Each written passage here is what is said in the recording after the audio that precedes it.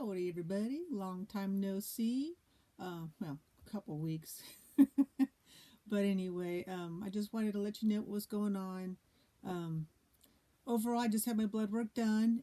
Kidneys are working great. Liver's working great. My white blood cells are great. I mean, everything looks pretty good. The only thing that's kind of like, is the potassium is slowly rising. So, that's something to keep an eye on, but it's in the upper end of normal. So long as it doesn't go above normal, we're okay. But I think one of the medications, either the Herceptin or Perjeta, can cause that. So I think if I remember correctly, if I consume more calcium, I think that'll bring that down. But don't take my word for that. That's just from memory, and God knows my memory is not 100% reliable. But a lot of you know that I have an autoimmune disease as well, and I got those results for some of those results back from that, and the test results have indicated that things are coming under control. I still haven't gotten my CRP or my sed rate back yet, but that'll probably be later today or even tomorrow. But one of the tests that my rheumatologist orders is a C3, C4 component test, and that's part of your immune system. And from what I understand is when the C3 and C4 are low, it means your autoimmune disease is probably a little more active than you want it to be. And so I just went over my results, and it shows that my C3, C4 have steadily increased since I started my therapy, which is awesome. And even my liver, my kidney function is actually improved as well. The protein to creatinine ratio has gotten better. So that's good. I guess my kidneys were getting a little stressed out. Well, actually, I kind of should have understood that, because with all the muscle enzymes that were happening because my body was attacking my muscles, that puts a stress on your kidneys. So even though I've had chemo, I've been on cancer drugs for over 3 years, going on 4 years, and actually going on 5 years, and and then I'm still on my every 3 weeks Herceptin and Perjeta, my kidney function is actually improving, and my liver function is nice and stable. So that's good. So a lot of people worry that the treatments will damage your organs. I mean, yes, it can definitely do that, but I want to show you that it doesn't happen to everybody right off the bat. Eventually, it could happen to me, but I'm almost 5 years in, and my liver and kidneys are doing well. My oxygen, my carbonate or CO2 levels are in my blood are in the normal range still, so that's good. That means my lungs are doing what they're supposed to do. You know, my slight anemia is improved. My blood work is pretty normal. I mean, it's pretty damn good. I'm getting a little hoarse. So only problem I've been having, I think, is intestinal, and we don't really do any tests for that. But I had some really bad, like a lot of dull aching on the left side, and occasionally when I take a deep breath, a stabbing pain. And so what I've come to, I think I'm theorizing here that something under my diaphragm got sucked up between the diaphragm and the ribs, perhaps, because again, when I take a deep breath, I get that sharp pain. When I lay down on my back, it would hurt bad. When I lay on my left side, it would hurt bad, but when I laid on the right side, not so bad. Now, a lot of you might think it's kidney stones, but I just had a test, a special x-ray. I think it was an x-ray. I can't remember what it was. Anyway, they did test looking specifically for stones. Sorry, my mind went somewhere else for a moment. And they didn't see anything in the left. There was a little bit of calcification between or near the gallbladder and right kidney, but nothing in the left. The left was clean as a whistle, I guess. So I thought at first it was a kidney stone, and it could be a really tiny kidney stone maybe, but they didn't see anything. So unless it formed really quickly, it's not a kidney stone. So what I did is, knowing that this is not likely a kidney stone, and all my scans haven't shown any problems with my kidneys, and my blood tests say that things wrong with my kidneys. So okay, it's not my kidneys, it's got to be intestinal. So I did a lot of stretching on my left side, which has been very cramped up, and I've noticed that happens frequently to me. So I stretched and massaged, and then I started doing the intestinal area, the stomach where the ribs meet your abdominal area. and I was trying to push that towards my belly button. And when I did that and stretched, all of a sudden this little thing went bloop, and like, oh wow! It was like whatever it was, it popped out of where it was, and the pain immediately improved. It wasn't gone because whatever it was in the wrong place, wherever it was pissed. And that happened yesterday. I got it out, and today I'm feeling a lot better. I have a little bit of dull ache, but God, it's nothing like it was yesterday. I was just like feeling really just ugh. And I didn't sleep good the night before either. Last night I slept great. So that was weird. And I'm gonna have to do some more research on that. But nothing has ever come up in my scans to indicate there's a problem with my diaphragm. But I'm pretty sure it's either a intestine or some other internal tissue either hung up on a rib or got stuck between the ribs and the diaphragm. And I mean, I had my stomach kind of go up, up into through my diaphragm. So I actually had to pull that down, which is, I guess, like some kind of a hernia, but I don't want a hernia surgery. Thank you very much. But that issue was really weird. So, and I've had that before. It's on the same side where I have all the lymph nodes and the very small pleural effusion. Like the scan said it was mild to moderate. It's not. It's been much worse than it is now. It's barely even noticeable in the scan. Although the hyperactivity around the lung and then the areas around, the little lymph nodes around that left lung, are excited. But again, my doctor and I'm pretty sure my rheumatologist kind of suspect that might have been autoimmune related, that my body, or immune related. Maybe there was something in there my body was cleaning out.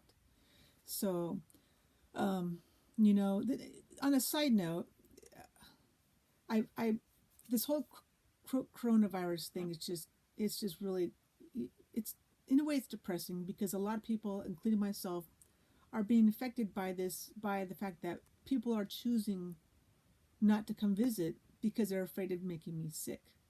I mean, I am on drugs that do modify my immune system, but according to my blood work, I'm not immune suppressed. I'm not immune compromised. On my blood work, everything looks great. I'm in normal ranges for just about everything. But I can understand. I'm not going to mention any names, but it kind of broke my heart a little bit. But I understand. It's like, because when you have cancer, you just never know if you're going to be around for the next holiday. So, and the stupid virus is just like, it's stealing a lot of ours. Sorry.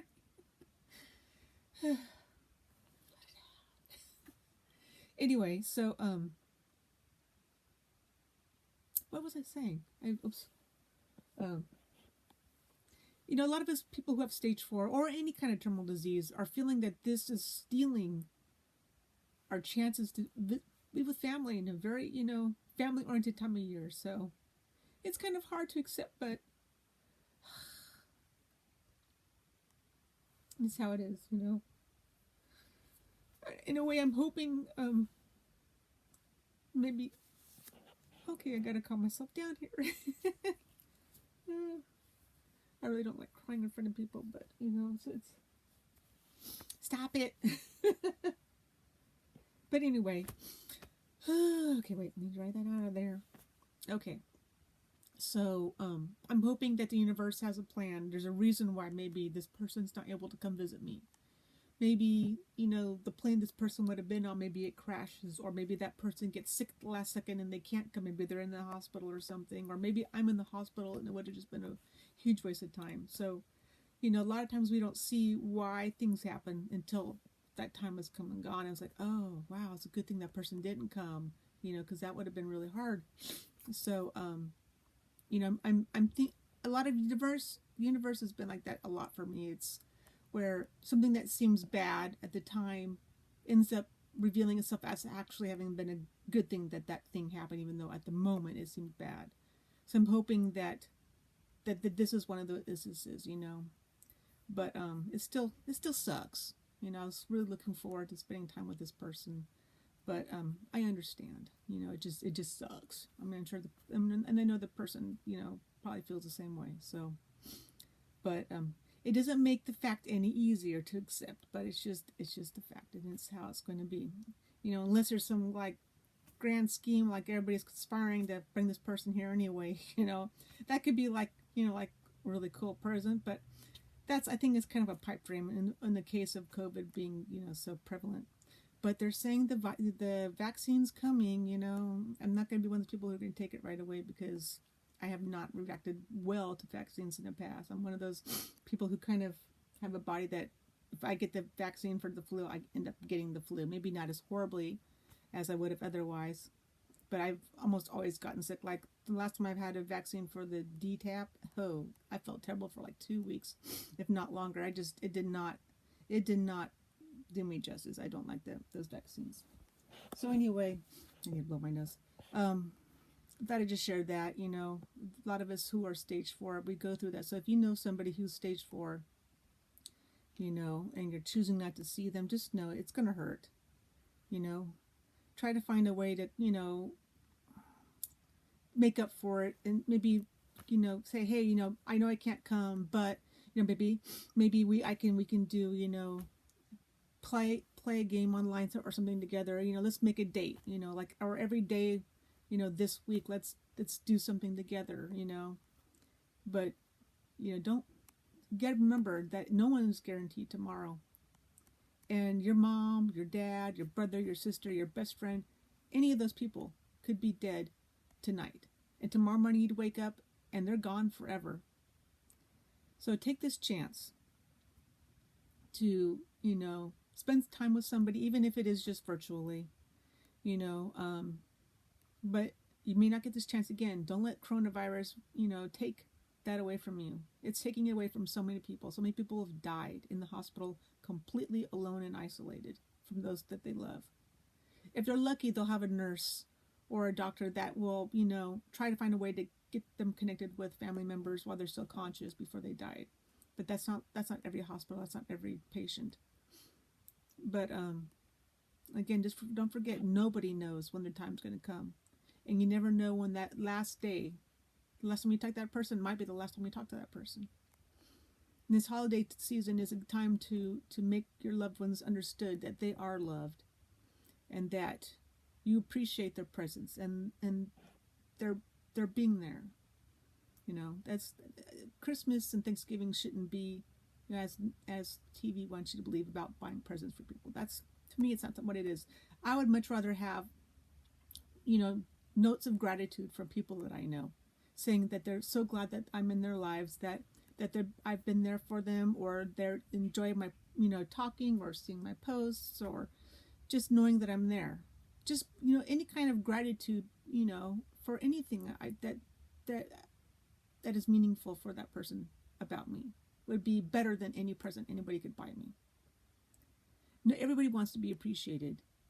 I think in this light of, this world of negativity and blame and hate, there's too little of that, too little gratitude. To me, like my son, for instance, he wrote me, not like when he graduated high school, he wrote, he had his picture, his high school picture, his last high school picture, and he said, thank you. And all, these little things about supporting him. And it's like, to me, that's worth more than anything. So if you have somebody, you don't know what to buy them a gift, a picture of yourself or your family and a little gratitude note somewhere written in the picture. That means so much more. For most people, that's more worth than any, food gift or gift certificate. There are people out there who want the gift too. But if you're not able to give a great big gift or don't know what to get them, maybe a little gift certificate and then that note saying how grateful you are for that person to be alive. I think we all need that right now.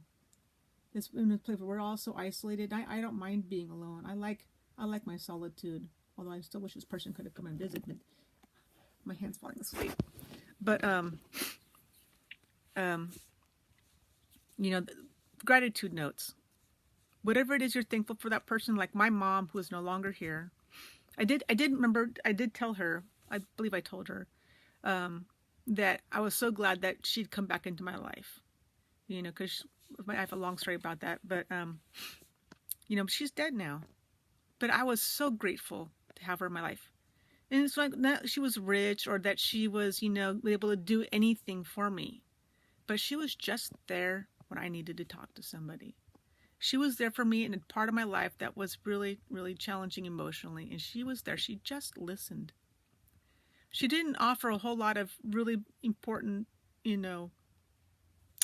uh, wisdom or anything. Maybe a little bit of wisdom. I can't remember a lot of detail about that. But to me, I just felt like I had an outlet for my stress. And that was extremely important to me. So if there's somebody like that in your life, if that's all they do is listen to you, let them know that you're thankful for that. And you'll make them feel so good. So stupid to cry about something like that, but